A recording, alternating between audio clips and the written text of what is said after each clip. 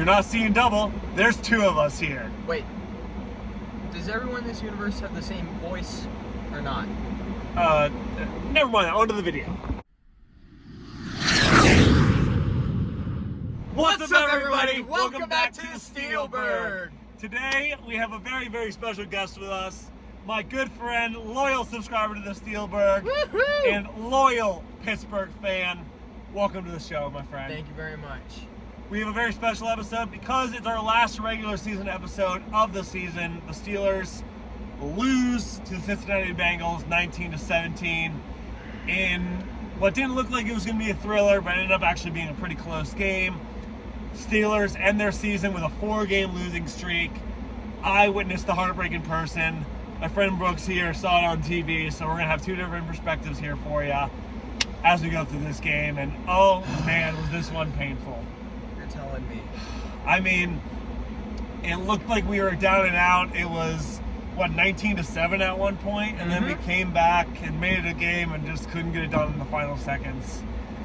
I just want to ask you on TV, what impressions did you get? Just random thoughts you had throughout the game. We have a scared quarterback. I look at the Russell Wilson that played in Cincinnati versus the Russell Wilson that played in Pittsburgh against Cincinnati. It's two completely different people. He's too scared to throw the ball. He's letting the pocket collapse. He just holds on to it for way too long. And that clock management at the end of the game, that 2-minute drill, it was terrible. It was terribly handled. At the end of the day, you can blame the coach all you want, but when you have one timeout like that, it's on the quarterback to get the people to the line, and he just didn't do it. He only moved 25 yards in a minute and a half. And, with how fast-paced today's game is, that's just not very acceptable. Sure. And, you can kind of excuse some of his scared performances the past couple of weeks. I mean, you faced D-lines like Eagles, the Chiefs, the Ravens D-lines, no joke. Sure, and you're going to Baltimore not having that much help without, your number one wide receiver. Right. And a lot of the defensive starters are out. And then you get all that back and you think, oh, okay, the issue's going to be solved. But there's obviously something to do. And you play the Bengals, who have a notoriously poor defense, who we put up 40 on in our first matchup against, and we can't even get 20 in this game. I know. Something's wrong. Something's got to change before this game. One thing I wanted to point out from my initial impression is that our secondary didn't do our D-line any favors. No. Especially towards the beginning of the game. It seemed as if our secondary was willing to give them 5, 7, 10 yards per reception within the first 2 seconds of the snap.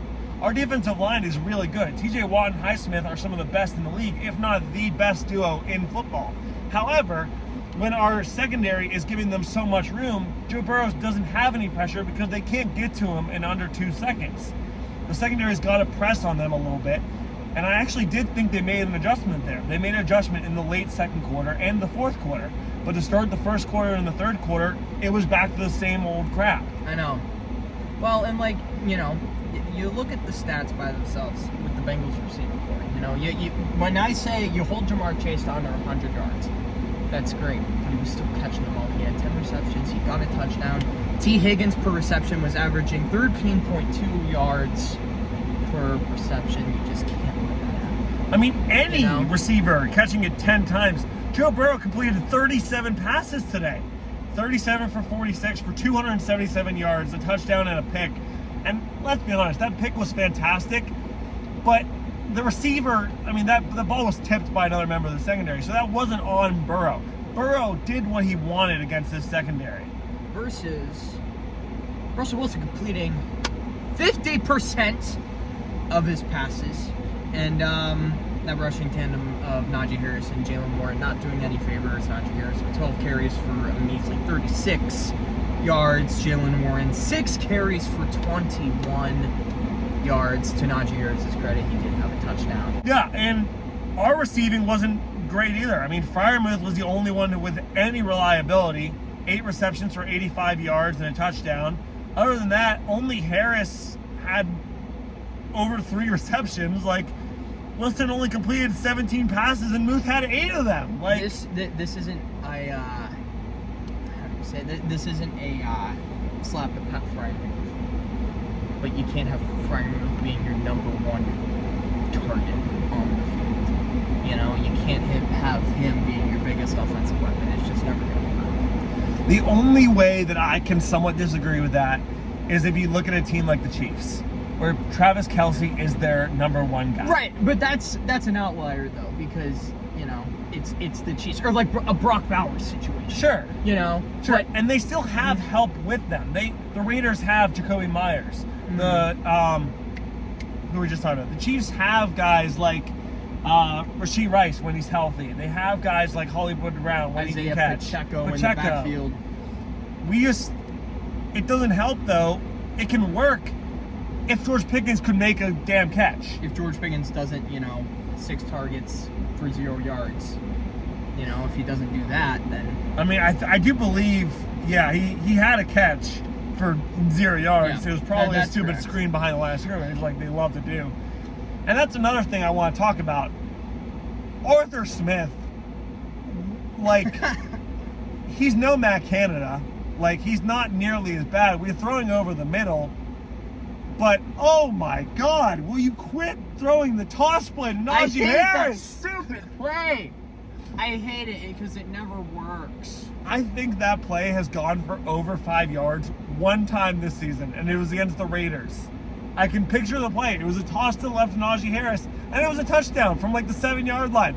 Since then, we have tried it at least 5 times a game and average 1.5 yards. I looked at the stats. We average 1.5 yards from that play. It's just, get it out of the playbook, dude. It doesn't work. It doesn't work. It's not going to work. Maybe fake the pitch and throw it because teams know you're going to do it. Yeah. They're surrounded and we're not getting blocks either. Van Jefferson, he can make a catch in a pinch. He cannot block. If you get a guy like maybe Ben Skoranek out there or Darnell Washington out there, maybe you have a better chance.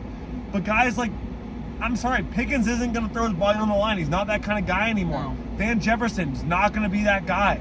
You cannot have them trying to block on a screen or a pitch like that.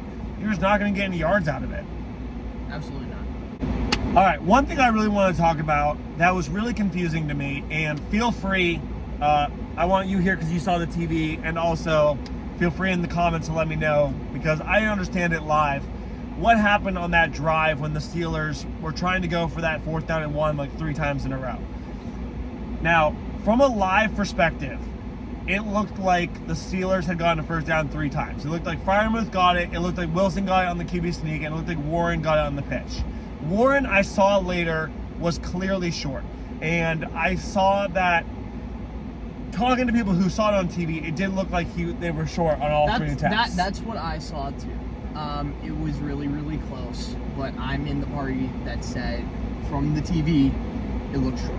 But what I don't understand is what's up with this booth review. Because that was under 2 minutes, so I understand that. It had to be a booth review, you can't challenge that. However, there are other scenarios and other games that I watched yesterday being Sunday, where calls where the ball was short of the line of game went immediately to a booth review instead of being challenged. And I just wonder, what's the point of a challenge if these close 1st downs are just being reviewed upstairs? I completely agree with you. There were just a lot of weird things in the game as a whole that I think happened. Like I alluded to at the beginning of the game. Whether it be that or the lack of knowledge about clock management with 2 minutes left. And I wish I could have a better answer for you, but I don't get it. Like you said, I don't get the point. I just, at the end of the day, I want the call to be right. So I'm okay with things going to booth review, especially under 2 minutes. Like I said, in this situation in the Steelers game where they were short of the line of game, they were all within 2 minutes, so all were automatically reviewed by the NFL. That's fine. However, there were circumstances in the games yesterday where a ball would be marked for a 1st down, and then it would go to a booth review, and they'd be given a 4th down instead of a 1st down, rather than the other team having to challenge for that ruling. if the call on the field is a first down, don't they have to challenge it for that to be overturned if it's not inside 2 minutes? Yeah. So I don't understand. Now, correct me if I'm wrong. Please let me know in the comments. It's a little off topic from the game at hand. Just something I want to talk about, get out to you guys. I didn't feel it was worth making its own video, so I wanted to add a little segment in this one. All right, so Steelers lose to the Bengals 19-17. Bengals' hopes were kept alive for a day. However, with the Broncos beating the Chiefs, they were officially eliminated from the playoffs. So, the AFC and NFC playoffs are officially set. We have the Broncos in the 7th seed, Steelers in the 6th seed, Chargers in the 5th seed, Texans in the 4th seed, Ravens in the 3rd seed, Bills in the 2nd seed, Chiefs in the 1st seed. So the playoff matchups are set, which have us going to Baltimore next Saturday night to take on the Ravens. What are your initial impressions of that game? Hey, I'm excited. You know, Lamar Jackson, as we know, A, does not have a really good track record against the Pittsburgh Steelers. B, does not have a great track record in the playoffs. So combine the two. I hate to say it, but I'm hopeful. Despite losing 4 weeks in a row, I think the Steelers have a chance, somehow, some way, to pull this one out of their butts and not go 1-out this year in the playoffs. That's true. Lamar Jackson has not had the best playoff resume. Last year, though, he played pretty well. They made it all the way to the AFC Championship, and they were a few drops away from making it to the Super Bowl. However, you got to think back to 2019 Lamar when he won his MVP. They were the first round. They had the first round bye, and they were eliminated by the Titans. So, which playoff Lamar are we going to get? Are we going to get last year's playoff Lamar, or are we going to get great regular season, bad playoff Lamar? I'm hoping it's that. I'm hoping he has a great regular season, but he spent all that talent for the regular season, and he doesn't have anything left in the tank. I mean, that would be absolutely fantastic. If we went into Baltimore and beat the Ravens to end our playoff drought, hell, I'll say it. I'd do a cartwheel in the snow. I would too. And, you know, it's going to be fun. You know, 3rd time this year playing the Ravens. Haven't had a Ravens playoff game in a long time. So it's going to be a really entertaining one for the city of Pittsburgh. You know what? You want to make that a promise? Sure. We're watching the game together. If the Steelers win this game, we will film a video of us cartwheeling in the snow after the game is over.